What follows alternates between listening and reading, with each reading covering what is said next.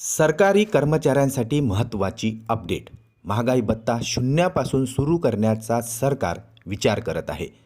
तर याचा परिणाम कर्मचाऱ्यांच्या पगारावर होणार आहे.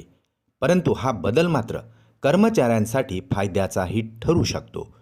कारण डीए कॅल्क्युलेशन पद्धतीमध्ये मोठी सुधारणा होऊन कर्मचाऱ्यांना अधिक लाभ मिळणार आहे. चला तर पाहूया याविषयी सविस्तर अपडेट. चॅनलला जर पहिल्यांदा पाहत असाल तर सबस्क्राईब करायलाही विसरू नका आणि बेल आयकॉनला प्रेस करायलाही विसरू नका. सरकार महागाई भत्त्याचा बेस इयर बदलवण्याच्या विचारात असून आता हा बेस इयर 2026 करणार असल्याचीही शक्यता समोर येत आहे. जर हा बदल झालाच तर डीए मोजण्याचा आधार हा नव्या आकडेवारीवर आधारित असणार आहे. जर 2026 हा नवीन बेस इयर ठरला तर डीएचा हिशोब नव्याने म्हणजेच शून्यापासून सुरू होण्याचीही शक्यता आहे.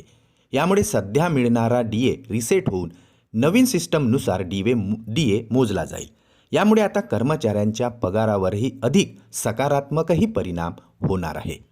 नवीन डीए हिशोबामुळे पुढील काळात प्रत्येक डीए वाढ ही थेट वाढलेल्या बेसिक सॅलरीवर आधारित असणार आहे. परिणामी प्रत्येक वेळी पगारात अधिक रक्कम जोडली जाणार आहे.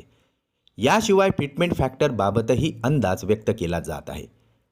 फिटमेंट फॅक्टर 3.0 ते 3.68च्या दरम्यान असू शकतो असेही तज्ज्ञांचे मत आहे. जर हा आकडा प्रत्यक्षात आला तर कर्मचाऱ्यांच्या किमान पगारात 40% पर्यंतही वाढ होण्याची शक्यता आहे, ज्यामुळे कर्मचाऱ्यांच्या पगारात आणि पेन्शनधारकांच्या पेन्शनमध्ये अधिकची वाढ दिसून येणार आहे.